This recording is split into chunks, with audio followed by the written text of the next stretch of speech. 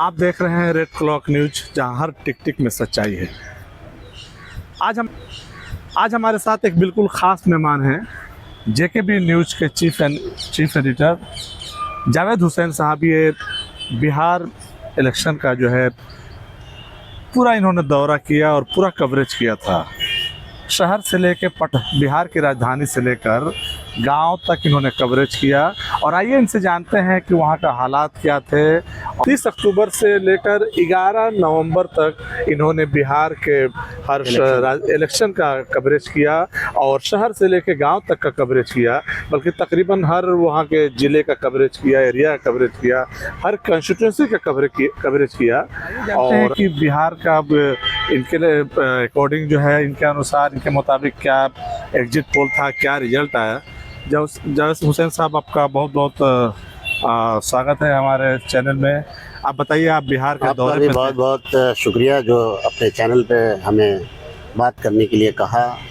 देखिए, बिहार की जिस तरह से मैंने दौरा किया, बिहार में देखा गया कि एक माहौल जो बना हुआ था बदलाव का, वो देखा मैंने ग्राउंड में। जी, परिवर्तन का। अच्छा। हालांकि जब मैं ग्राउंड रिपोर्ट कर रहा था तो दोनों तरह की बात आ रही थी। अच्छा। एक बात आ रही थी कि भाई बदलाव होना चाहिए, दूसरी तरफ आ रहा था कि बदलाव नहीं होनी चाहिए, यही सरकार चाहिए। लेकिन ज़्यादातर अधिकतर लोगों को देखा कि मिजाज बदला हुआ था बदलाव का। मुद्दा क्या थे?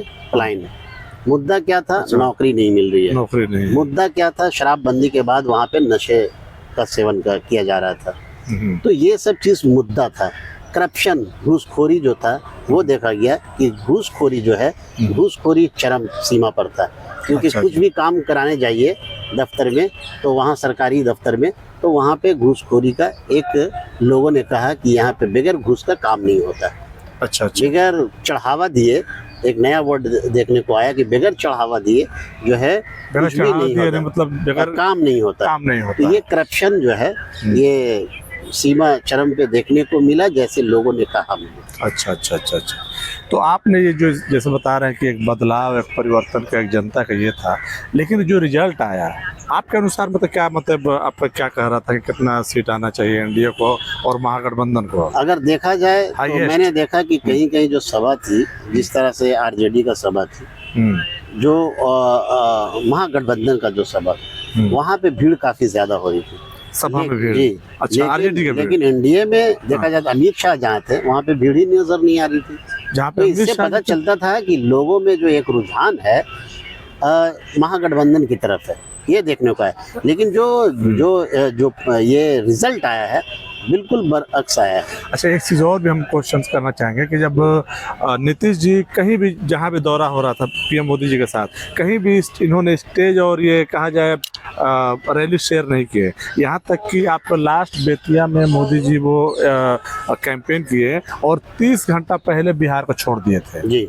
और वहाँ पे नीतीश जी गए ही नहीं, बल्कि नाराजगी पूरा दूर तक दिख रही थी, क्योंकि भाजपा क्लियर कर चुकी थी कि जीतने के बाद विधायक दल की बैठक होगी और डिसाइड करे कौन मुख्यमंत्री होगा। रहते कि जो लास्ट बेतिया में मोदी जी सभा किए और जहाँ पे नीतीश जी वो स्टेज भी शेयर नहीं किए और सभा को भी अटेंड नहीं किए, और 30 घंटा मोदी जी को ये इलेक्शन से पहले छोड़ देना। हालांकि मोदी जी का ये खासियत रहा है कि जब भी इलेक्शन के दौरान बहुत आक्रामक रहते हैं, लेकिन इससे कहीं साफ हो रहा था कि कहीं ये हार है या क्या है। इसके बाद ये रिजल्ट इतना अपोजिट आ जाना, जिसे कहा जाए कि एक कमाल हो गया, धमाल कह लीजिए। और जो कह रहे हैं मेन स्ट्रीम, जो गोदी मीडिया लोग कह रहे हैं, वो भी 130 से एग्जिट पोल ज़्यादा नहीं हो रहा था, लेकिन फिर 202 सीट के आना। और आप ग्राउंड आपने रिपोर्टिंग की, आप 30 अक्टूबर से लेके 11 नवंबर तक आपने ग्राउंड रिपोर्टिंग की। और जावेद साहब, मैं बल्कि ये कहना चाहें कि आपने बिहार के राजधानी से लेकर गाँव तक आपने रिपोर्टिंग की, तो आपके पास जो पब्लिक का रुझान आया, पब्लिक तो का रुझान साफ था कि बदलाव होगी, इस बार बदलाव होगी। क्योंकि वहाँ की पब्लिक 20 साल तक 15 साल से 20 साल से उब चुके थे लोग, इसलिए बदलाव होना जरूरी समझ रहे थे वहाँ की जनता। तो यही देखने को आया और पूरे दुनिया का नजर जो है बिहार की चुनाव पे था। ये आप जानते होंगे, पूरी दुनिया की नजर। यहाँ तक कहा गया कि बिहार की जो नतीजा है उससे फिर दिल्ली का जो है उस वक्त इफेक्ट कुछ पड़ सकता है। यानी बिहार तो ये का नतीजा से दिल्ली पे असर पड़ेगा, असर पड़ सकता है। फिर बंगाल पे असर पड़ेगा। देखिए, मैं अलग अलग मुद्दों पे बात किया, मैंने मुसलमानों से बात की। मुसलमानों का कहना है कि भाई जिस तरह से नीतीश कुमार काम किए हैं, उन्होंने कहा कि नीतीश कुमार काम किए, लेकिन एक काम जो है ना उन्होंने गलत कर दिया कि जिस तरह से एक वक्फ अमेंडमेंट बिल जो पास हुआ उसमें नीतीश कुमार जो है हमायत में थे। अच्छा अच्छा अच्छा। हमायत में थे, तो अच्छा, लेकिन उसको नीतीश जी- इसलिए वहाँ के मुसलमान भी नाराज थे। अच्छा, एक चीज है कि नीतीश जी ऐसा चेहरा है कि नीतीश जी से सब लोग खुश रहते हैं जी, लेकिन ये पॉइंट लेके आपने जो वक्फ वाला जो बात कहा इसके लेके मुसलमानों में नाराजगी थी। लेकिन उतना नाराजगी नहीं थी। लेकिन ये बात आप जो सही कह रहे हैं कि महागठबंधन का एक परिवर्तन का एक लहर चल रहा था। लेकिन ये बताइए ये रिजल्ट का ऐसा रिजल्ट आ जाना, इसको क्या कहेंगे आप? देखिए, जो ये बरअक्स रिजल्ट हुआ है, यहाँ पे यही देखा आप गया। ग्राउंड में जी जी, बरअक्स जो रिजल्ट के अनुसार क्या लग रहा था किससे सरकार बनेगा? सरकार तो मुझे लग रहा था कि ये महागठबंधन की सरकार बनेगी, तब्दीली होगी। ये सभी को लग रहा था, ये आपको नहीं लग रहा था? ये मैं आपसे पूछना चाहता हूँ। जिस तरह से आप देख रहे थे, आपको नहीं लग रहा था? नहीं, मुझे भी लग रहा था कि बहुत तो फर्क नहीं होगा, लेकिन अगर फर्क नहीं होगा तो टक्कर होगा। हाँ, टक्कर होगा। और लोगों ने कहा भी कि टक्कर होगा। तो टक्कर क्यों होगा भाई? इसलिए लोग तब्दीली चाहते हैं, ठीक है, इसलिए टक्कर होगा। तो यहाँ तो रिजल्ट बिल्कुल, अमित शाह ने खुद कहा था कि 160 से ऊपर आएंगे, उनको भी आंकड़ा सही पता नहीं था, ठीक है, लेकिन कैसे कहा भाई कि 160 से ऊपर आएंगे, दावे के साथ उन्होंने कहा 160 से हम ऊपर आएंगे। अच्छा, एक और हम सवाल आपसे लेना चाहेंगे कि ये MIM को जो है, हालांकि दरभंगा से ओवैसी साहब डायरेक्ट तेजस्वी यादव को बल्कि चैलेंज भी किए और नसीहत भी किए कि अभी भी वक्त है, सुधर जाओ, हम गठबंधन करना चाहते हैं जी। तो फिर इन लोगों का MIM को साथ ना लेना बहुत बड़ा नुकसान हुआ है।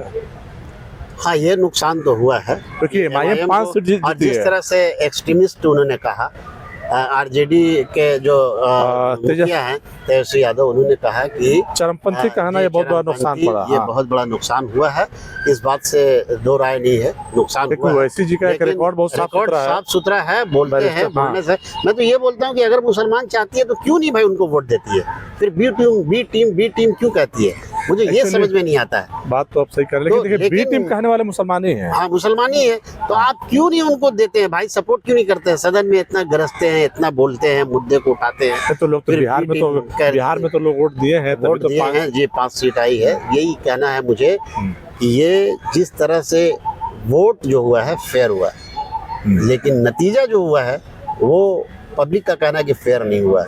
वोट को लूटा गया है, वोट को लूटा गया है, EVM से छेड़छाड़ किया गया है। तो महागठबंधन ये तमाम जो है जनता, कई जनता जो है वहाँ की कह रही है, और हमारे जानने वाले, बोलने वाले, पहचानने वाले सभी इस तरह से कह रहे हैं कि भाई वोट में डकैती हुई है, चोरी नहीं हुई है, वोट की डकैती हुई है। इस तरह से बातें आ रही है। मतलब पब्लिक जनता का कहना जी। तो जो सपोर्टर होंगे महागठबंधन के, इस तरह का लोग बोल सकते हैं जी, और जो NDA का सपोर्टर है वो बोले हैं कि सही हुआ है जी। लेकिन थोड़ा रिजल्ट जो है सबको जो है सोचने और चौंकाने वाला रिजल्ट तो है ही है। तो अब जिस तरह से शुभेंदु अधिकारी जी ने कहा कि भाई बिहार झांकी है, बंगाल बाकी है, इसके बारे में आपका कहना? बिहार में भी देखिए इफेक्टेड होगा। हालांकि ममता बनर्जी ने साफ कहा है ये बंगाल का पिच जो है मुझे पता है कि कैसे खेलना है। अच्छा, ये एकदम साफ तौर पे कहा है कि ये बंगाल का पिच है, बिहार का पिच नहीं है, और मुझे पता है कि कैसे खेलना है। ये साफ लफ्जों में ममता बनर्जी ने कहा है। अब देखिए क्या होता है आने वाले चुनाव 2026 में चुनाव है बंगाल का, लेकिन इस पे भी असर होना तय है। ये लगा जी, बिल्कुल असर होगा। यानी रिजल्ट ऐसा हो रहा है कि मतलब जो ग्राउंड पे दिख रहा है और रिजल्ट उसका जो है जस्ट बरक्स हो रहा है जी, बरक्स हो रहा है, अपोजिट आ रहा है। बिल्कुल।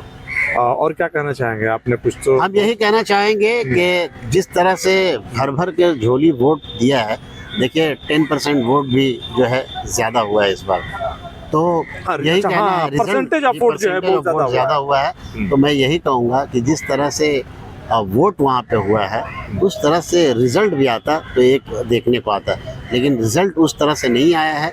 अब इसमें देखिए इंक्वायरी बैठेगी, लोग कह रहे हैं कि इंक्वायरी बैठाएंगे। आज जो है जो महागठबंधन है उनका कहना है समीक्षा करेंगे, हम समीक्षा करने के बाद ही हम बताएंगे कि किस तरह से वोट की कमी हुई है हमारे में, क्योंकि लोग तो चाह रहे थे कि बदलाव हो, लेकिन बदलाव नहीं हुआ और उसके बरक्स जो नतीजा आया, अगर नतीजा कॉन्टेस्ट रहता तो लोग समझते कि चलिए हार जीत होती है, लेकिन यहाँ नतीजा बिल्कुल बरक्स हुआ है, बिल्कुल बरक्स हुआ है। ये तो इंडिया एनडीए के लोग भी नहीं जानते थे कि ऐसा बेहतरीन रिजल्ट आएगा उनके फेवर में। इतना मेजोरिटी जो है सही, ये तो बात जो कह रहे हैं इस पे सवालिया कहीं ना कहीं है। और अभी जो ओवैसी जी ने फार्मूला दिया है, मतलब पेश किया है नीतीश जी को, तो क्या मतलब सीएम बनने के लिए उसको कुछ बोलना चाहेंगे? किसने दिया है?